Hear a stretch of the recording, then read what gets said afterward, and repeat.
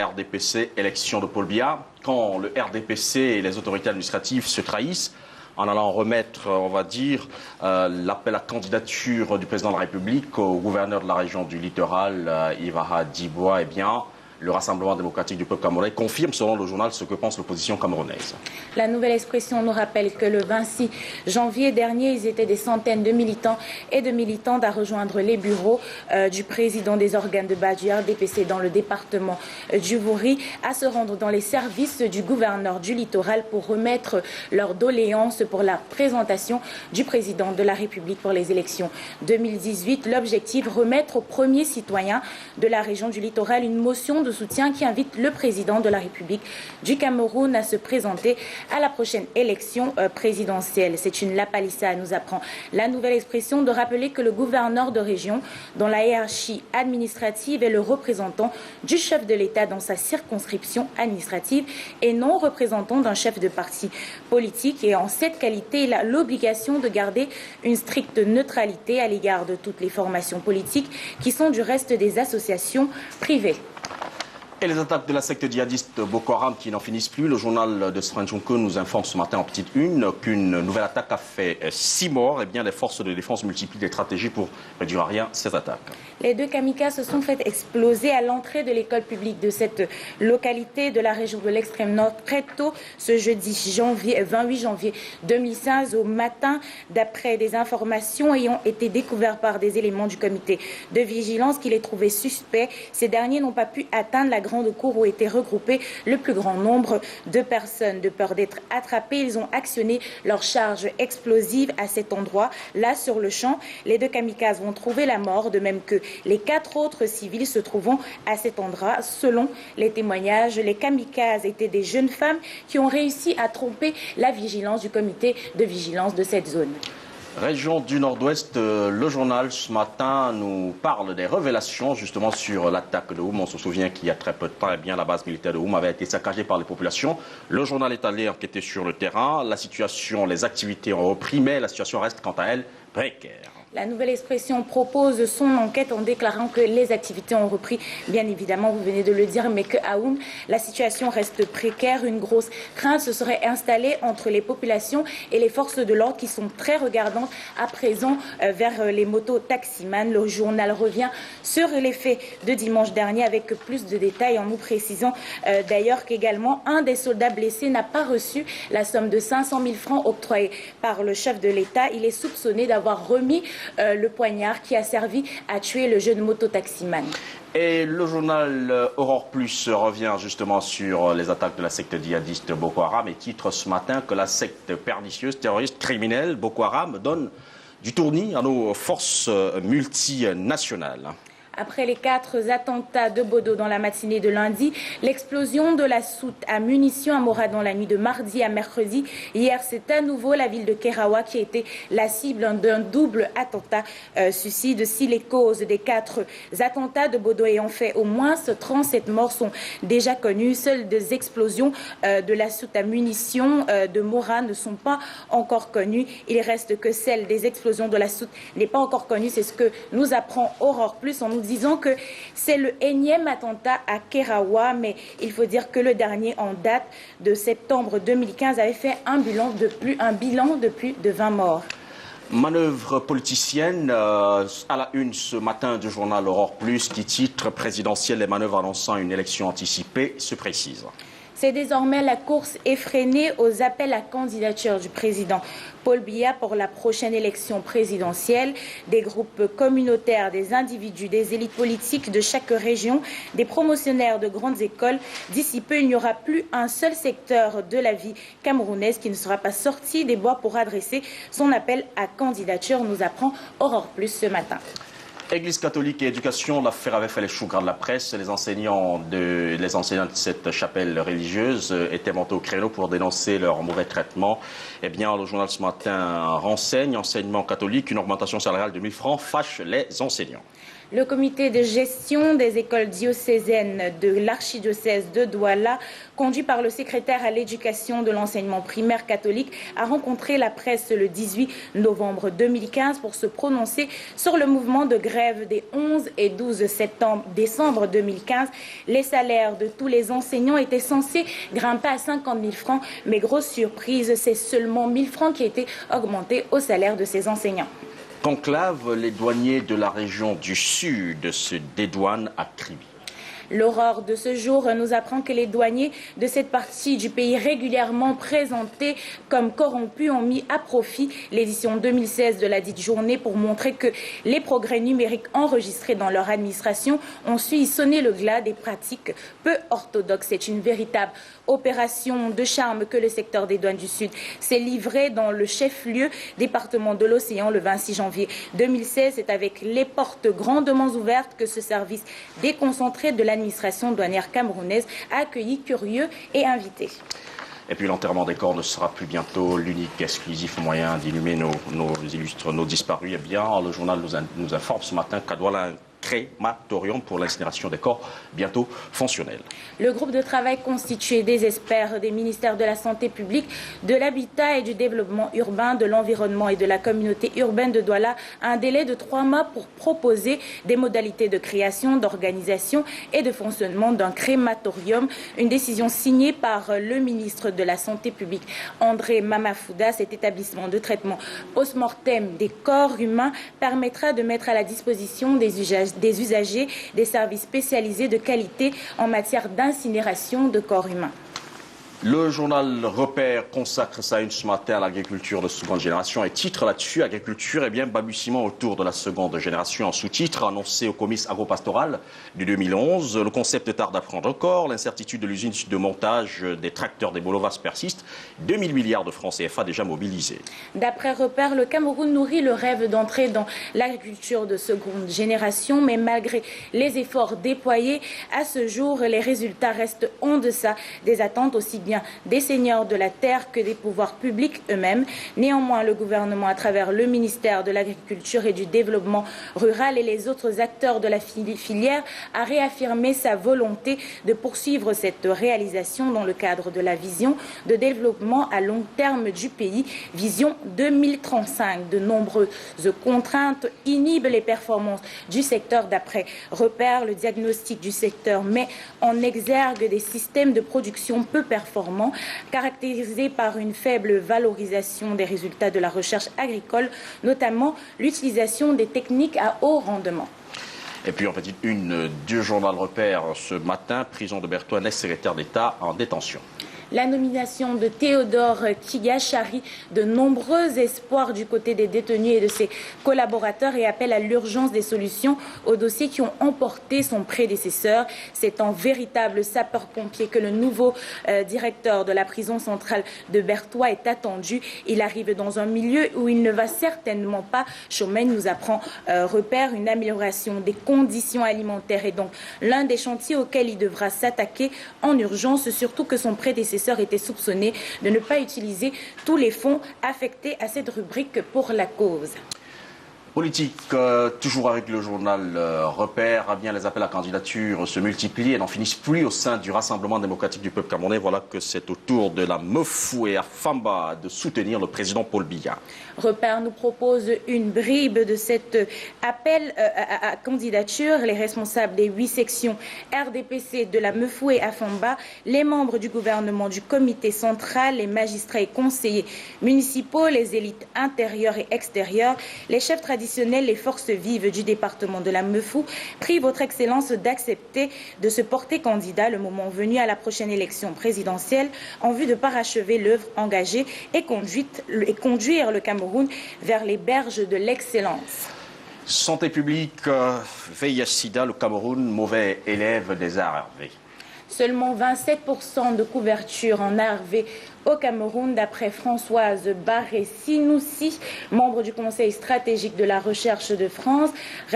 De nombreux efforts restent encore à opérer dans la lutte contre le sida au Cameroun.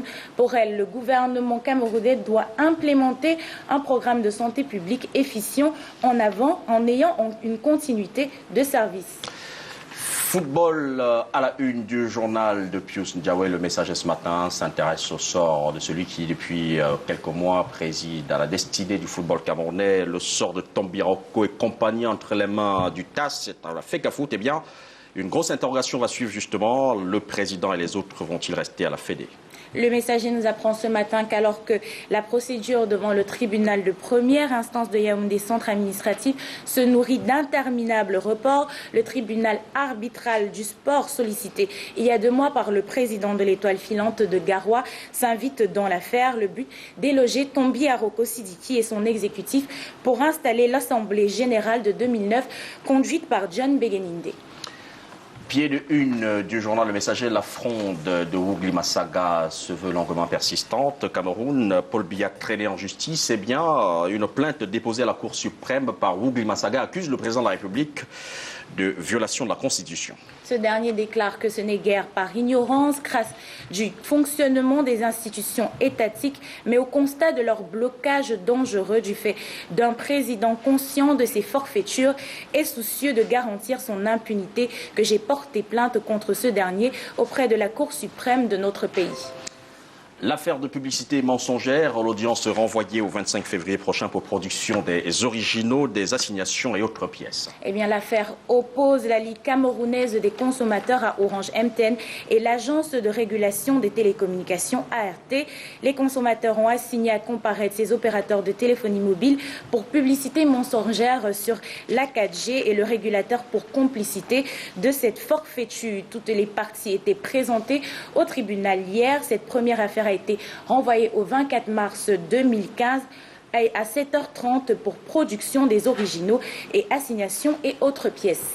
Et nous terminons justement par le journal Le Popoli qui ce matin dresse le hit parade des attaques les plus meurtrières de la secte djihadiste Boko Haram. Le journal observe qu'en une semaine, eh bien, 5 attentats ont été enregistrés, plus de 60 morts, une soute à munitions en feu et la guerre contre la secte djihadiste Boko Haram sème la terreur dans le septentrion, peut-on lire à la une du journal Le Popoli ce matin. Une pentecôtiste saccage un mariage, c'est à Yaoundé. Autant d'articles développés de manière caricaturale et bien dans les colonnes du journal. Eh bien, c'est avec cette une du Popoli que s'achève la revue de presse dans la ville de Douala. Merci. Merci beaucoup. On va, alors qu'il est 7h passées de 42 minutes, tenter de partir pour Yaoundé. Mais Catherine Moukouri, vous allez nous aider à le faire parce que nous partons capter là-bas les infos avec Karel Mezatia qui n'est pas seul. À ses côtés, il y a, oui, Ghislain Pierre-Essonneau. Eh bien, pour la revue de presse Yaoundé, c'est notre très chère Catherine Aimé Moukouri qui va le faire. Alors encore ce matin pour la présentation des journaux parus dans la ville de Yaoundé, on retrouve Ghislain Pierre-Essonneau et Karel Mezatia. Bonjour à vous.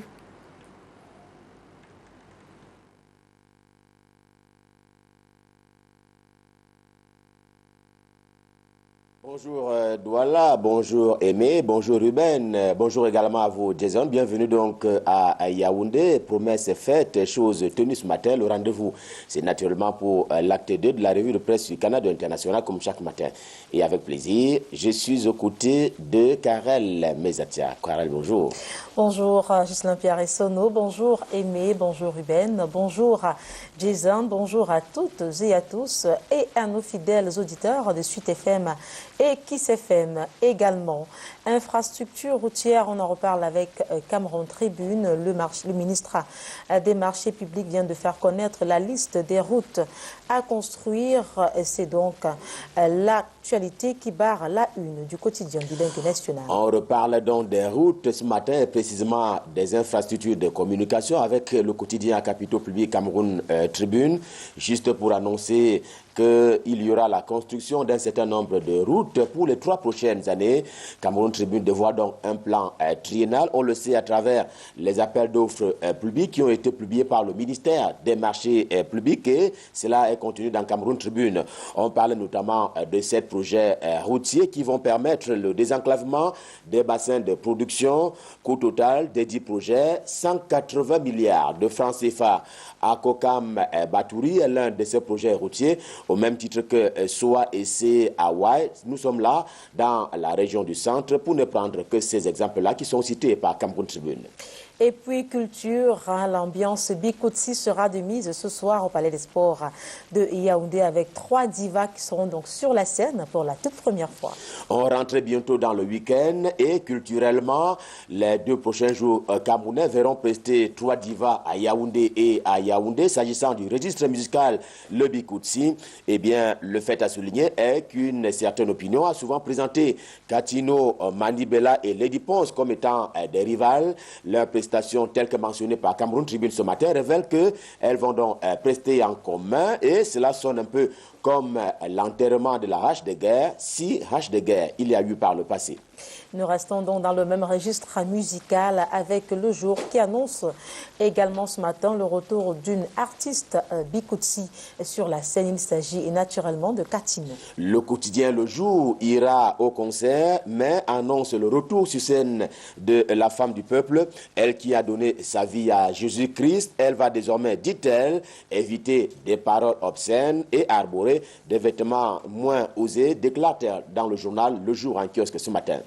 On fait également tour dans la région de l'extrême nord ce matin avec le quotidien bleu d'Aman Mana, précisément à Kerawa. Là-bas, il y a eu un autre attentat avec 4 morts sur le carreau. C'est noir en fond et sur la forme. Boko Haram a encore frappé 4 morts hier à Kerawa, dit le journal, avec cet attentat qui a été perpétré par 2 kamikazes dans 2 villages de la localité, j'ai nommé Kerawa, et qui ont fait 38 blessés en dehors de 4 morts cités. La veille, des membres du comité de vigilance avaient d'ailleurs accroché des terroristes. Puisqu'on parle des attaques kamikazes de la secte terroriste Boko Haram, le quotidien Émergence de Magnus Biaga s'interroge. Paul Biya a-t-il honte de ces morts?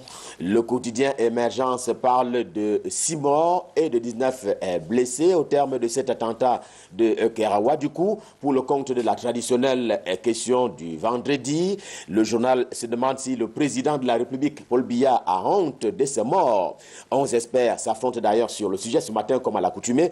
Par exemple, Achille Nkor qui dit que Paul Biya accompagne les populations alors que Serge Mebiko, qui est sociologue, déclare toujours dans le même journal que Paul Biya reste et demeure par sa nature un être silencieux. Enfin, il y a Christian Folefa qui est enseignant à l'université de Tchang et il dit qu'officieusement, le président camerounais a démissionné. Des experts qui s'affrontent sur le sujet, c'est à lire dans le quotidien Émergence, édition du jour.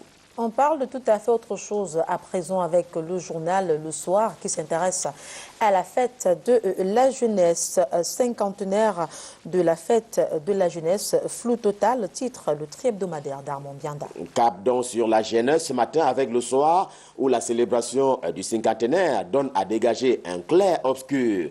Pour le journal d'Armand Bianda, justement, c'est un flou total à cause de ces ministres qui n'ont d'accord que de désaccords. C'est là sur le seul point du port ou non du pagne lors de cet événement. Autre actualité à lire dans les colonnes de ce journal. Ce vendredi 29 janvier 2015, quartier Mokolo, les résidents menacés d'expulsion. Le Soir prend une part active relativement à ce sujet et il crie haut et fort. Attention, attention au mauvais déguerpissement au quartier Mokolo à Yaoundé. Les populations par centaines sont menacées d'expulsion par des agents de la communauté urbaine de Yaoundé, lesquels ont déjà opposé d'ailleurs de croix sur un certain nombre de maisons, d'où pour le journal, attention au déguerpissement en désordre. In the Guardian Post of this morning, we have a vox pop on single opposition candidate against the head of state, Paul Biya. John Frundi carries the day. Ceci n'est pas une moquerie, mais c'est tout comme avec le Guardian Post qui fait savoir qu'en fait, Transparency International, mais surtout avec l'opposition politique camerounaise qui pourrait bien être en ordre de bataille pour l'élection présidentielle qui doit se tenir en principe en 2018, si elle ne sera pas anticipée, à l'issue d'un vox pop qui a donc été réalisé par le journal The Guardian Post et sur la route d'un candidat unique de l'opposition. Lors de cette compétition politique, c'est ni John Fundi, à l'issue d'un sondage qui a été réalisé, qui arrive en tête. The Guardian Post is also telling us that Transparency International makes nonsense of the Cameroon's anti-corruption efforts. Ceci n'est donc pas une moquerie avec le journal The Guardian Post qui s'est fait savoir qu'en fait, Transparency International se moque un tout petit peu du Cameroun, eh bien, pour dire que les efforts du pays en termes de lutte contre ce fléau n'ont pas porté les fruits. La déferlante institutionnelle tranche du reste avec les pratiques sur le terrain de l'éradication de ces fléaux, écrit le journal d'Enga Christian. Le journal L'Épervier de Sa Majesté Léopold Clovis Nudjo revient sur la journée internationale de la douane camerounaise célébrée tout récemment. Ici même à Yaoundé, L'Épervier présente donc les nouveaux défis de la douane. C'est d'ailleurs grâce au travail du comité d'organisation piloté par Barga Bokono que cet événement a été une réussite, nous dit le journal. Et en fait, des défis, on les a découverts donc lors de la 64e journée internationale de la douane, pendant laquelle le Cameroun s'est joint au reste de la communauté internationale pour sa célébration. On a donc découvert les nouveaux défis, tous sous le signe, naturellement, dit le journal, d'un engagement progressif pour ce qui est donc des douanes numériques. Santé également au menu de ce journal d'information, d'investigation et d'analyses diverses contre la corruption. Médecine douce, le glucome est guérissable à 98% par la médecine douce, a donc dit le docteur Émile Toukam, psychonaturopathe dans les colonnes de l'Épervier. Cela s'appelle donc médecine douce et c'est à travers elle et elle seulement que se réduit à hauteur de 98% le glaucome ou la maladie du nerf optique qui entraîne parfois la tension oculaire qui peut aboutir, dit-on, à l'état aveugle. Et le docteur Toukam l'explique ce matin dans le journal L'Épervier. Face à la presse, tout récemment, le ministre de l'économie, de la planification et de l'aménagement du territoire, Louis-Paul Motazé, a dit, et je le cite, « Je n'ai jamais voulu créer une compagnie aérienne ». Le journal Diapason revient sur cette information. C'est d'ailleurs le titre qui barre la une. Il faut que cela soit clair. Louis-Paul Motazé n'a jamais voulu créer une compagnie aérienne. Le ministre de l'économie, de la planification et de l'aménagement du territoire, qui a été rencontré par le journal Diapason, en parle ce matin en ces termes, simplement pour rappeler les circonstances d'une telle initiative on ne peut plus éventuelle. L'hebdomadaire pratique de l'emploi, de l'économie et des finances de François Mboké annonce également que du côté du Tchad, le premier tour de la présidentielle, c'est le 10 avril 2016. Le Tchad est tranquille dans l'attente du premier tour du scrutin présidentiel. Une élection qui va se dérouler le 10 avril prochain, vous l'avez dit, et Carrel, et qui sera organisée par la Commission nationale électorale indépendante. Sur la ligne de départ, déjà une dizaine de candidatures déclarées, encore que les dépôts de candidatures sont attendus entre le 10 et le 29 février prochain. Je rappelle avec le journal Diapason que le président Idriss Déby Itno en poste n'a pas encore fait acte de candidature. Restons dans les pays voisins avec le baromètre communautaire qui nous amène donc cette fois-ci du côté du Gabon et nous fait savoir que ce pays est le moins corrompu d'Afrique centrale. On y a réduit considérablement d'ailleurs le train de vie de l'État. C'était 238 milliards de francs CFA, budget de fonctionnement de l'État gabonais en 2015. Ce sera beaucoup moins en 2016. Seulement 175 milliards de francs CFA en guise donc du budget de fonctionnement au Gabon. Tout cela conduit le baromètre communautaire à présenter le Gabon, pays voisin au Cameroun, comme étant le pays le moins corrompu dans la sous-région Afrique centrale à l'issue d'un classement qui a été dressé par Transparency International.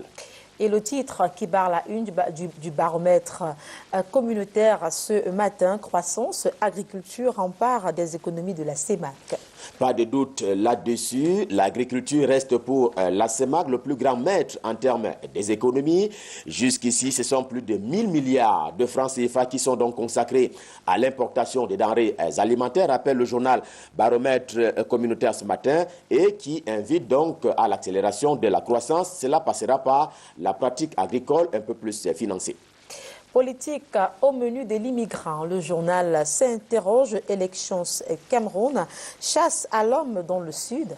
Elle court encore. La chasse à l'homme à Elections Cameroun, à Ebolova, chef-lieu de la région du Sud Cameroun, intendant du Sud. Elle concerne Patrice et Djongolo, délégué régional d'Elections Cameroun pour le Sud, qui a été suspendu pour une durée de 3 mois, tel que cela a été signifié. Nous étions le 29 décembre dernier par le directeur général des élections, Abdoulaye Babale. Autre interrogation dans ce journal, répression, jusqu'où peut aller la Caisse nationale de prévoyance sociale dans la scellée des établissements scolaires? Des scellés à n'en plus finir dans la région du Sud. La faute aux établissements scolaires qui brillent par le non-versement des traites qui s'élèvent parfois à des millions de francs CFA, rappelle l'immigrant. Et le journal raconte d'ailleurs des cas de délinquance dans le Sud qui rencontrent donc la Caisse nationale de prévoyance sociale sur leur chemin, les cas donc de ces établissements délinquants.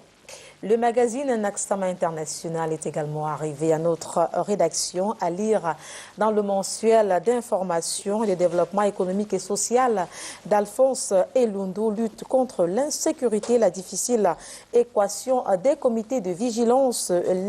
L'honorable Bertrand Fongan s'exprime également dans ce magazine. Il dit, et je le cite, « Je suis milliardaire ». Le magazine des sœurs Elundu Alphonse à Naxama International est au cœur des comités de vigilance, s'agissant notamment de la lutte contre la secte terroriste Boko Haram pour ce qui est des régions de l'Est et de l'Extrême Nord, mais également dans les quartiers camerounais pour assurer la sécurité, la bonne circulation des personnes et des biens. Le journal Naxama International au cœur donc des comités de vigilance, avec ceci de particulier qu'ils sont bien organisés pour barrer la voie à Boko Haram et qu'ils leur opposent à Boko Haram là leur patriotisme. Et puis, pour ne pas faire la fine bouche, vous l'avez dit, Karel, et voici un député qui dit qu'il est milliardaire, il est patron de 3 entreprises. Je suis un milliardaire, déclare notamment le député Bernard Fongang dans le journal Naxama International, édition du jour, le digne fils de Honkam Plateau, en grandeur nature. C'est dans Naxama International qui nous permet de mettre un terme à la revue de presse Made in Yaoundé ce matin. C'était la dernière édition de la semaine. Rendez-vous étant pris naturellement pour lundi prochain pour le même exercice, et ce sera avec le même plaisir. En souhaitant déjà et par anticipation un excellent week-end à vous qui nous regardez ici comme là-bas. Je m'en vais dire également excellent week-end à vous, Karel Mezatia. Merci Gislain Pierre-Essono, excellent week-end à vous également, ainsi qu'à tous ceux qui nous regardent et nous écoutent au quotidien. Jason Black, on se voit lundi et naturellement avec beaucoup de plaisir.